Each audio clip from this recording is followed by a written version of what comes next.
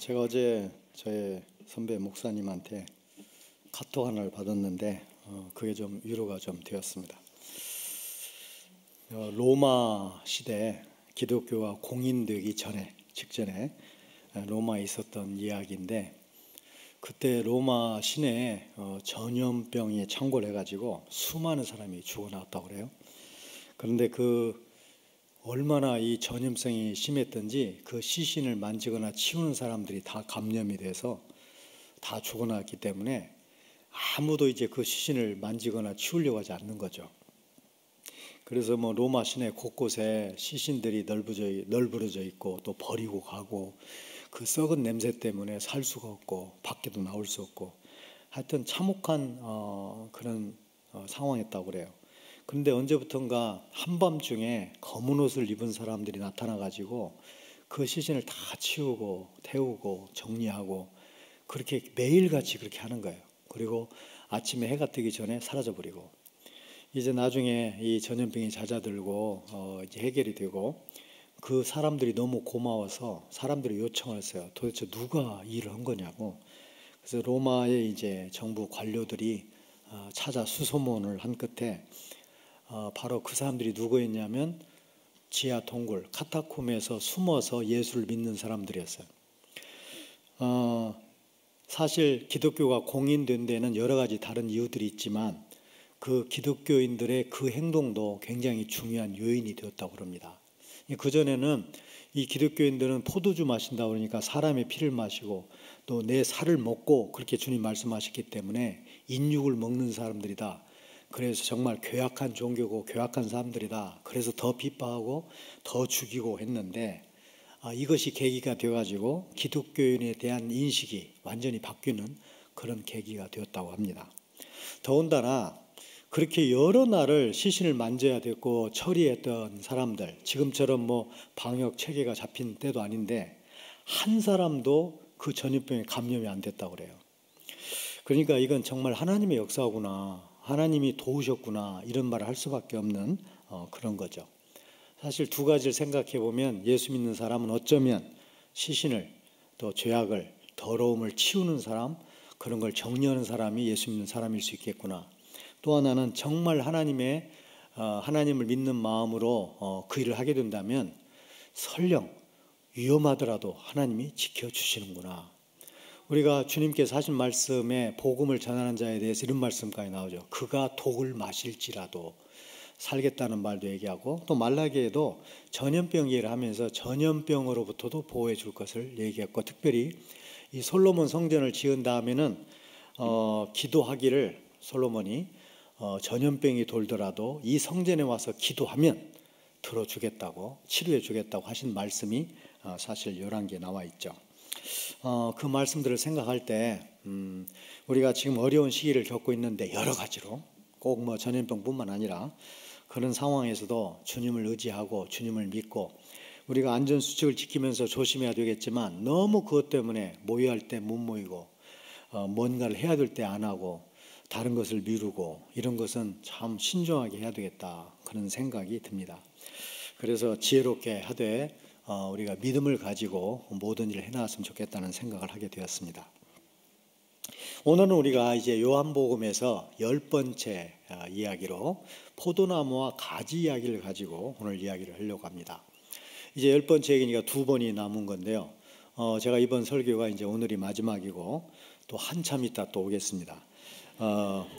오늘 이 말씀은 10번째 말씀으로 예수님께서 나는 참 포도나무다. 사실 예수님께서 요한복음에서 10번이나 얘기했다고 그랬죠. 나는 뭐뭐뭐이다. 그래서 그 중에 마지막이 바로 오늘 나는 참 포도나무다, 이 말씀입니다.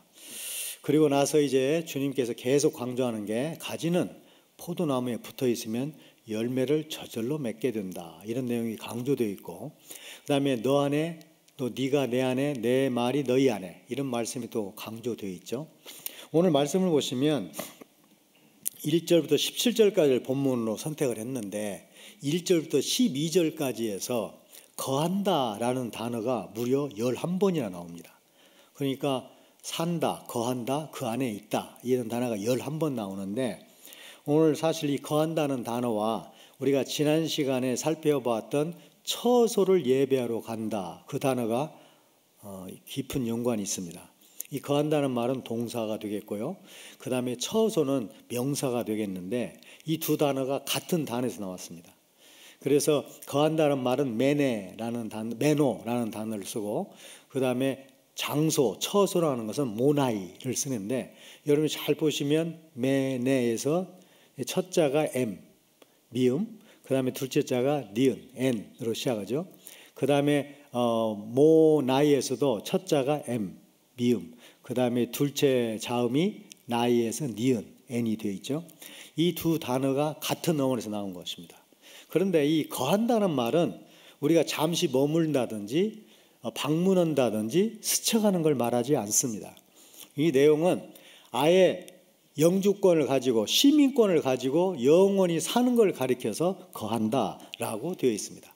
그러니까 우리가 주님 안에 거한다, 주님이 우리 안에 거한다는 말은 오다 가다 만나서 한번 스쳐가는 걸 얘기하는 거 아닙니다. 영원히 사는 걸 얘기해요. 요한계시록 3장 20절에서 문 밖에 서서 두드린다고 말씀하시면서 문을 열면 내가 그에게 들어가 그로 더불어 먹고 그는 나로 더불어 먹으리라. 이 말이 먹는다는 것이 아니고 영원히 함께 산다, 이런 말을 의미하는 것처럼 여기에도 거한다는 말이 그런 말입니다.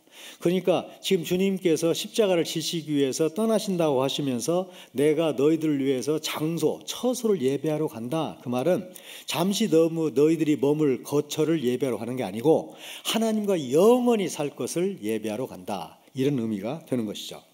그런데 오늘 이 말씀의 초두에서부터 우리에게 좀 상당히 불편한 부분이 있습니다. 2절인데 물은 내게 붙어 있어 열매를 맺지 아니하는 가지는 아버지께서 그것을 제거해 버리시고. 무서운 말이죠. 붙어 있어 열매를 맺지 않으면 잘라버리겠다는 거죠. 그러면 이 요한복음의 전체 메시지와 이제 이게 상충이 됩니다. 요한복음의 전체 메시지는 요한이 20장 31절에서 이 요한복음을 기록하고 있는 목적을 분명히 밝히는데, 내가 이것을 기록한 것은 바로 예수가 하나님의 아들 그리스도라는 것을 믿게 하고 그것을 믿는 사람은 그 이름을 힘입어 구원, 영생을, 생명을 얻게 하기 위함이다 라고 요한복음을 기록한 목적을 기록했습니다. 그러니까 요한복음을 기록한 목적은 뭐냐면 예수님이 그리스도라는 거, 하나님의 아들이라는 거, 그리고 그 사실을 믿는 사람이 생명, 영원한 생명을 얻게 하는 거, 그것을 이루기 위해서 내가 지금 요한복음을 기록하고 있다는 것입니다. 그래서 요한복음에서는 곳곳에 우리의 구원의 확신을 강조하는 구절들이 많이 나옵니다. 대표적인 게 요한복음 5장 24절이죠. 내가 진실로 진실로 너에게 이르노니 내 말을 듣고 또 나 보내신 이를 믿는 자는 생명, 영생을 얻었고 심판에 이르지 아니하나니 사망의 생명으로 옮겼느니라. 여기 보면 세 가지 동사가 우리의 구원의 확신성을 보존해 주고 있습니다. 첫 번째가 뭐냐면 영생을 얻었고요. 예수를 믿는 사람은 영생을 얻었고, 이 얻었다는 말은 현재 시제입니다. 헬라 말에서 현재 시제는 뭐냐면 지금 내가 현재 가지고 누리고 있다는 뜻이에요. 지금 누리고 있는 거예요, 영생을. 그러니까 앞으로 우리가 영생을 받는 것도 아니고 영생을 이뤄가는 것도 아니고 영생을 우리가 구해내 가는 게 아니고 지금 가지고 있고 누리고 있다는 뜻이에요. 그 다음에 두 번째, 심판에 이르지 않는다. 이건 미래 시제인데 우리 시제처럼 앞으로 심판이 있을 것인데 너희들은 심판 안 받는다는 겁니다. 여기서 심판은 지옥 자식과 천국 자식을 구분하는 거예요. 천국 백성과 지옥 백성을 구분하는 거예요. 너희들은 그런 심판 안 받는다는 겁니다. 왜냐하면 이미 천국 백성이 되어버렸기 때문에. 세 번째로 사망의 생명으로 옮겼느니라. 이 구절도 마찬가지예요. 이 구절도 옮겨지고 있다, 앞으로 옮길 것이다, 너희들은 옮기는 과정 중에 있다가 아니고 이미 옮겨져 있다는 완료 시제입니다. 그러니까 이 완료라는 거 뭐냐면 이미 어떤 행동이 끝나버려가지고 그 결과가 지금 우리에게 딱 주어져 있는 상태를 완료라고 그래요. 그러니까 요한복음 5장 24절을 보면 우리의 구원이 삼중적으로 확실한 겁니다. 우리는 이미 구원을 받았고 예수를 믿었기 때문에 앞으로 심판은 안 받을 것이고 사망에는 갈 수가 없다. 이거 확실한 보장이죠. 6장 41절에도 어떻게 되냐면 내가 진실로 너에게 이르노니 믿는 자는 영생을 가졌나니, 믿는 자는 영생을 가졌나니, 이것도 현재 시제예요. 현재 가지고 누리고 있다는 것이에요. 앞으로 누릴 것이 아니고. 그러면 이런 구절과 오늘 말씀은 상충이 될 수가 있는 것이죠. 어떻게 누가 감히 구원을 확신할 수 있어요? 언젠가는 잘릴 수도 있는데. 그러니까 오늘 잘라내시고 또는 옛날 우리 성경에는 제거하시고 이 내용을, 이 단어를 어떻게 해석하느냐가 우리에게 문제가 될 수가 있는 것이죠. 그동안 많은 사람들은 이렇게 해석을 해왔습니다. 이걸 제거한다라고 번역을 하고, 이 제거한다가 우리의 구원의 확실성을 깎는 게 아니고 상충되는 게 아니고 이건 강한 경고다. 그러면 강한 경고를 하면 이건 위협적인 말이죠. 너희들 예수 믿고 구원 받는다? 그건 맞아. 그런데 열매 안 맺기만 해봐. 내가 잘라버릴 거야. 그러면 이 말이 아무리 좋게 들어도 위협으로 들린다면 지금 예수님이 15장에 와가지고 우리를 위협하고 계신 것인가? 이런 문제가 되기 때문에 오늘 이 해석에 대해서 우리가 먼저 한번 생각해 볼 필요가 있습니다. 여기에 제거해 버린다는 단어가 헬라말로 아이로라는 단어입니다. 아이로. 이 아이로라는 말은 원래 1차적인 의미가 물건을 드는 거예요. 드는 거. 드는 걸 아이로라고 그래요. 제가 한번 조사를 해봤어요. 요한복음 21장 전체에 이 아이로라는 단어가 몇 번 쓰이는가? 26번 쓰였어요. 26번 쓰였는데 그 중에 7번은 뭐냐면 제거한다, 자른다는 의미로 문맥상 쓰였어요. 그런데 나머지 19번은 뭘로 쓰냐면 들어 올린다라는 의미예요. 그러면 여기 있는 구절을, 15장에 있는 구절을 들어 올린다로 해석할 거냐 아니면 잘라낸다는 말 해석할 거냐는 이제 문맥을 보고 잘 연구를 해야죠. 많은 성경들이 우리 성경을 포함해서 제거해 버리라고 번역했습니다. 그게 틀린 건 아닌 것 같아요. 왜냐하면 그 단어가 그런 의미가 있으니까요. 그런데 다른 전체 요한복음의 교리와 성경 전체와 교리와 연관성을 해볼 때 이걸 제거해 버린다는 말보다는 또 다른 중요한 의미인 들어 올린다는 걸로 번역하면 좋지 않겠나라는 생각이 드는 거죠. 그러면 들어 올린다는 말은 뭐냐면은 햇빛이 들지 않아서 혹시 열매가 잘 안 맺고 있나 해서 햇빛이 들 수 있도록, 잘 들 수 있도록 이 가지, 숨겨진 가지를 들어 올려내준다는 거예요. 그러면 그 다음 구절이 뭐냐면 열매 맺는 가지는 더 많은 열매를 맺도록 깨끗게 한다. 깨끗게 한다는 건 전지한다. 잔가지를 쳐낸다는 의미예요. 그러면 과연 열매를 맺지 않는 것과 열매를 맺는 것이 이게 지금 대조가 되고 있는가? 만약에 대조가 되고 있다면 2절에 나와 있는 이 두 문장 사이에 접속사가 중요한데 그 접속사가 역접으로 붙여야죠.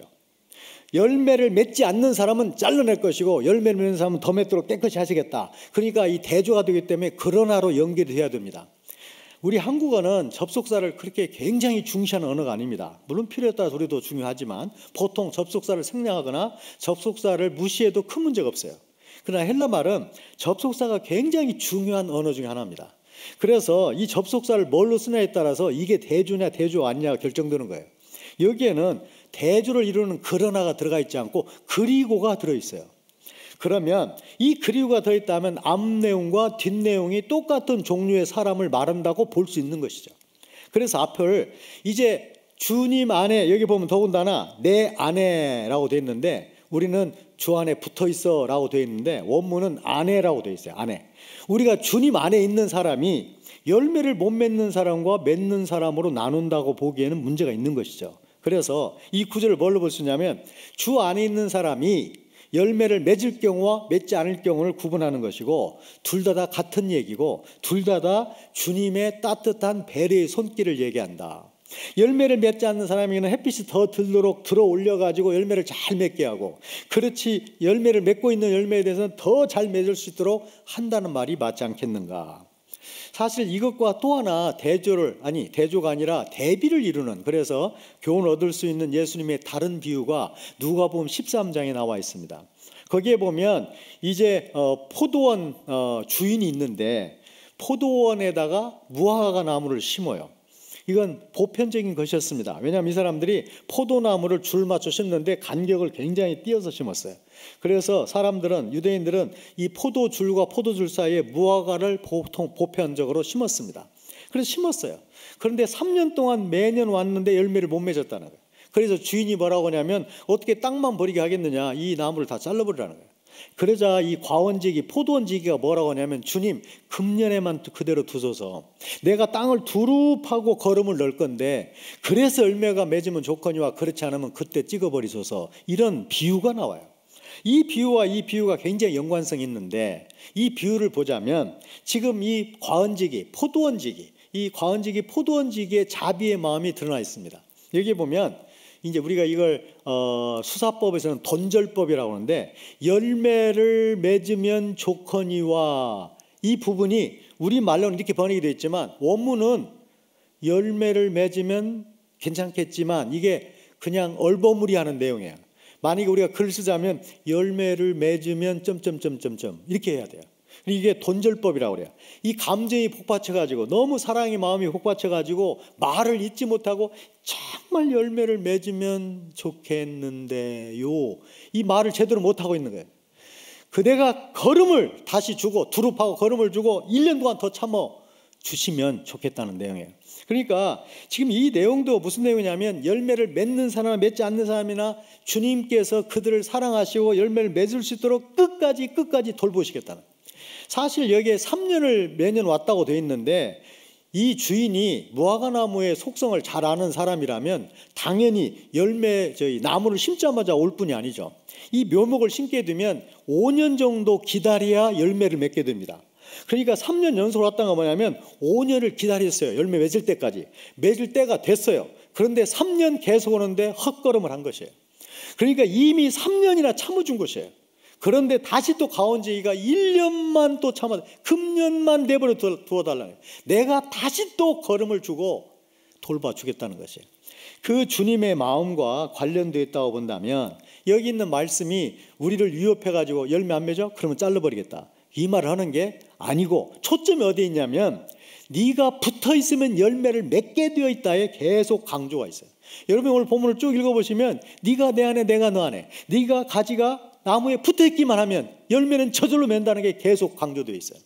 오늘 이 말씀의 강조점은 그러니까 내가 열매 안 맺으면 잘라버리겠다, 맺으면 살려주겠다, 이런 위협적인 발언이 아니고, 오히려 너희들은 어떻게 해서든지 열매를 맺어야 되는데 너희들이 붙어있으면 맺게 되어 있다는 데 강조점이 있어요.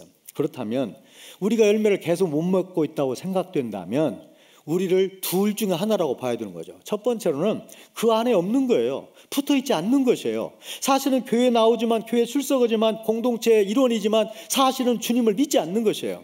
그렇다면 열매는 없는 것이에요. 그런데 나는 분명히 믿고 있는데 열매가 없다. 그렇다면 어떻게 봐야 되는가? 우리가 붙어있더라도 내가 주님의 말씀을 고집하지 않고 내 고집을 피우고 자기 이기주의 중심주의로 세상주의로 흘러간다 보면 열매를 맺는 것이 계속 지연될 수 있다는 의미를 갖고 있는 것이죠.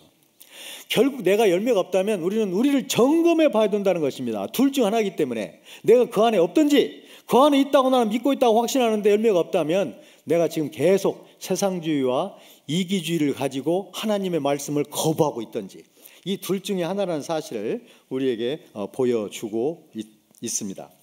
자, 그 다음에 또 우리가 생각할 수 있는 건 뭐냐면 참포도나무라는 주님의 이 표현이에요. 요한이 나는 참포도나무다, 이 표현을 쓰는데 나는 참된 포도나무 이렇게 표현하지 않고 이렇게 표현했어요. 나는 포도나무 참된, 이렇게 표현했어요. 우리나라 말과 약간 다르게 헬라어는 형용사를 어느 위치에 넣어도 괜찮습니다. 형용사를 명사 앞에 넣어도 돼요. 뒤에 넣어도 돼요.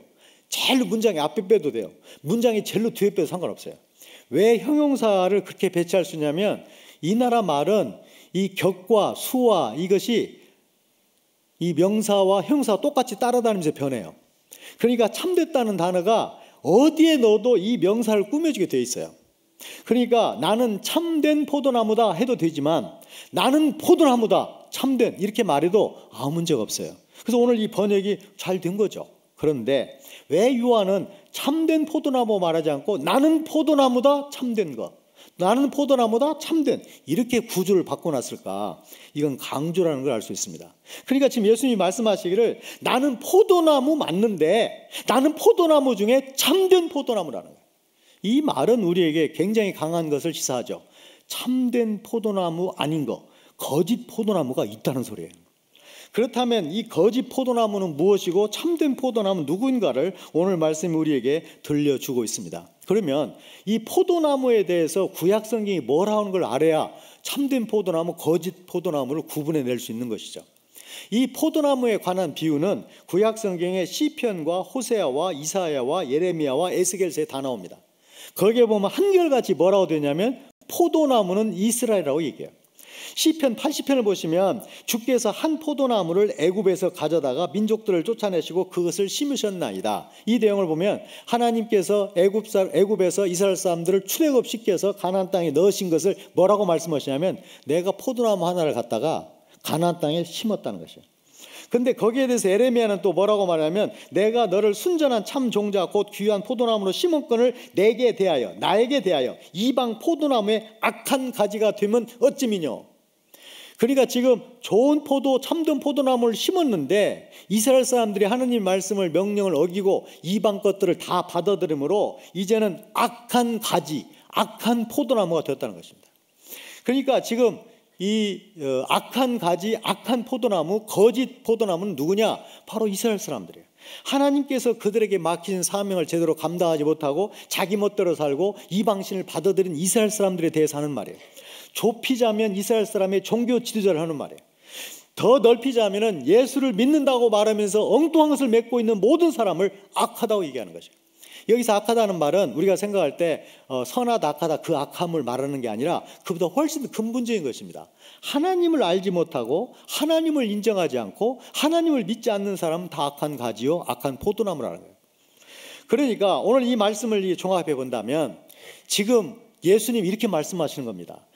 내가 진짜 참 포도나무니 너희들이 나에게 붙어 있으면 열매를 맺고 구원을 얻지만 너희들이 나에게 붙어 있지 않으면 없다는 것입니다. 그래서 그 다음 구절에 보면 이제 마른 가지들 얘기하면서 붙어 있지 않는 가지들 그런 가지들 다 태워버릴 거라는 심판 얘기를 하고 있는 것이죠.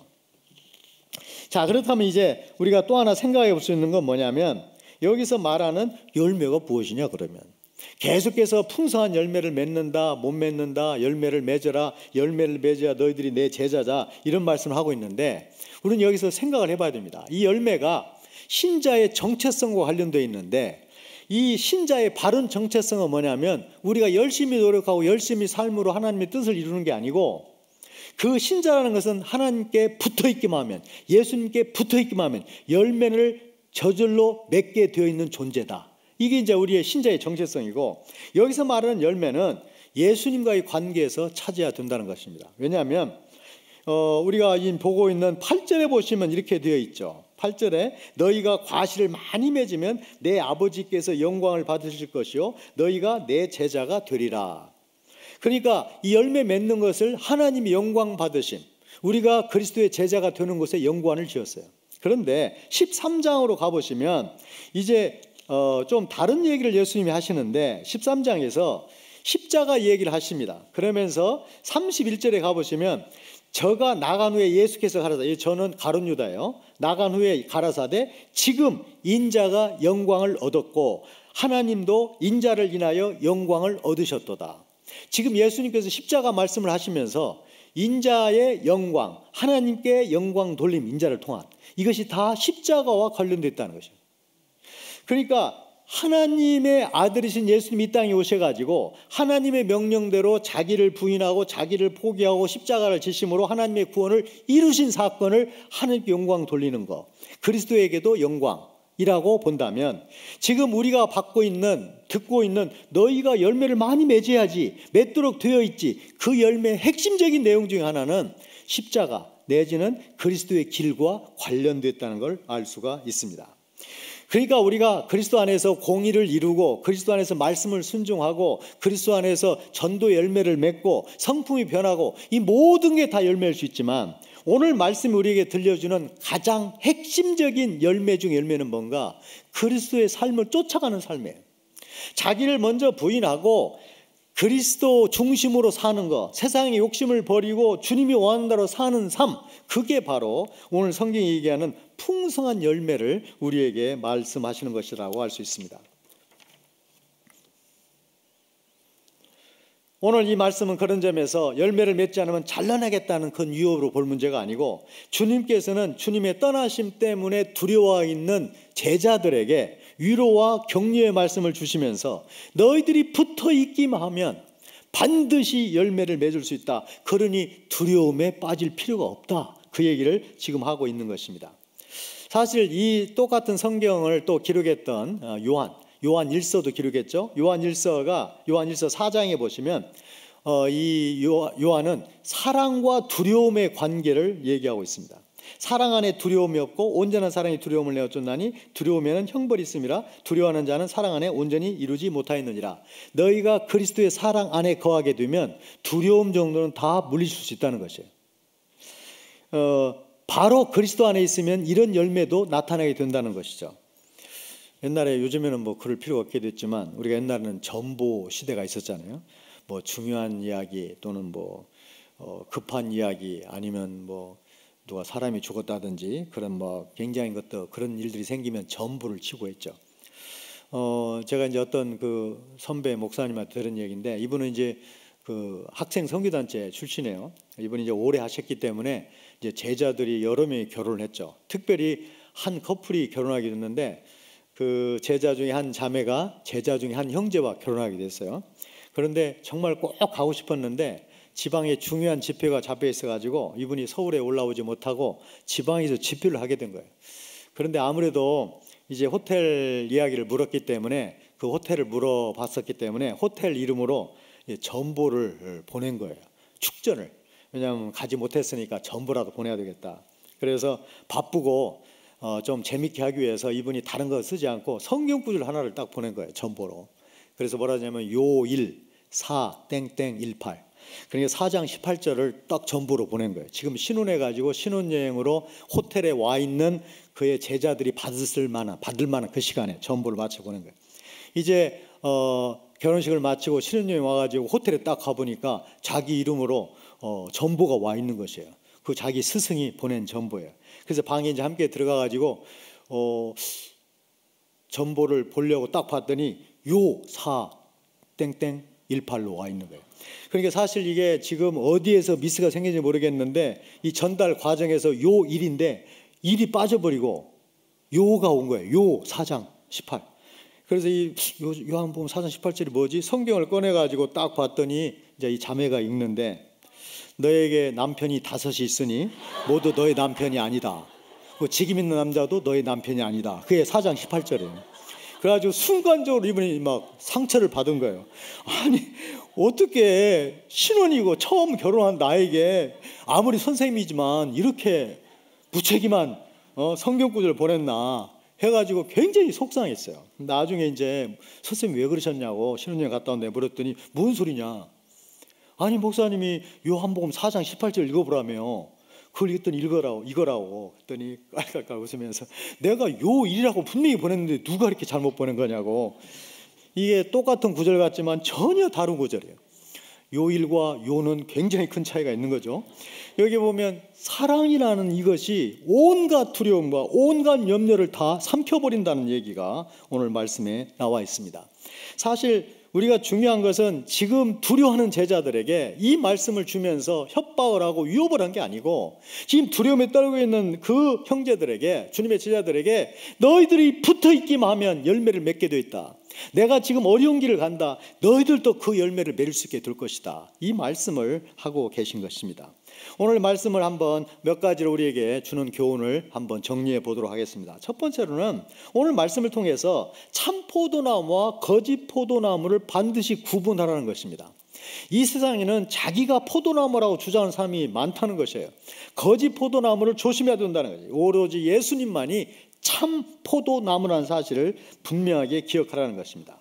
다른 포도나무는 없어요. 그 다음에 두 번째로는 이 포도나무인 예수님께 붙어있기만 하면 열매를 자동으로 맺게 되어 있으니, 열매가 없다면 한 번쯤 자신을 돌아보라는 것입니다. 첫 번째, 내가 주님과 붙어있지 않는다면 나는 열매를 못 내게 되어 있어요. 주님 안에 없다면 열매를 못 내게 되어 있어요. 두 번째, 내가 주님에 붙어있는 게 분명하고 믿는 게 분명한데 열매를 못 낸다면 지금 내 욕심과 이기주의와 세상주의가 나를 가로막고 있다는 사실을 기억해야 될 것입니다. 열매가 없을 때마다, 없다고 생각될 때마다 우리가 주님과의 관계를 돌아봐야 된다는 말이 되죠. 세 번째로는 주님께서 요구하신 열매는 결국 자기를 부인하고 자기 중심에서 벗어나는 걸 얘기합니다. 예수님께서 내가 힘이 영광을 받았다, 내가 인자로 인하여 하나님께 영광을 돌렸다, 이 말씀은 지금 십자가를 두고 한 얘기예요.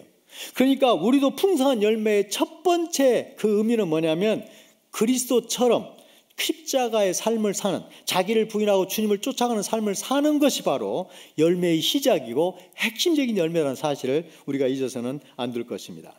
마지막으로는 신자가 열매를 내는 삶이 절대 인간적인 노력으로, 우리의 노력으로 되는 게 아니라는 것이에요. 오늘 말씀에서 계속해서 나오고 있는 게 기도가 강조되어 있죠.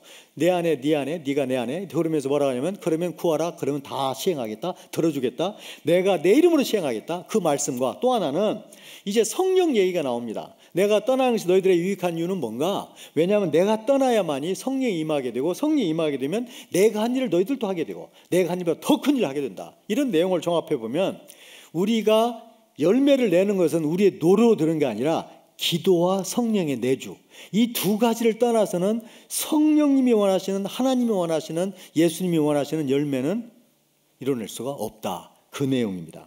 그래서 오늘 이 말씀, 15장 말씀을 통해서 포도나무와 과지의 관계를 우리가 정리해 보았습니다. 예수님은 참 포도나무시고 우리는 그의 가지인데, 이 가지라는 것은 포도나무에 붙어 있기만 하면 자동으로 열매를 맺게 되어 있다. 우리가 붙어 있기 위해서 노력을 해야 되는 게 아니라 이미 하나님이 우리를 붙여주셨다면, 우리가 붙어 있다면 열매를 내는 것은 시간 문제다. 그러면 열매를 왜 못 내고 있는가? 우리의 욕심과 우리의 이기주의와 세상주의가 우리를 계속 가로막는다면 붙어 있으면서도 여전히 열매를 못 낼 수 있다는 사실을 기억해야 된다. 그 다음에 우리가 참 포도나무와 거짓 포도나무 구분하고, 그 다음에 주님이 원하시는 그 열매가 무엇인지를 다시 한번 확인하고, 성령의 내주와 기도, 이걸 통하지 않고는 열매는 불가능한 사실을 우리가 배웠습니다. 이 어려운 시기에 이 말씀을 보여잡고 주님의 큰 위로와 또 격려를 받을 뿐만 아니라 이 말씀을 지침 삼아 또 하루를 살아갈 수 있는 저와 여러분이 되기를 주님의 이름으로 축원합니다. 기도하겠습니다. 하나님 아버지, 참으로 감사합니다. 오늘 또 저희들에게 복된 주일을, 복된 시간을 허락해 주셔서 우리가 많은 염려 속에서도 우리가 믿음으로 이 자리에 나왔습니다.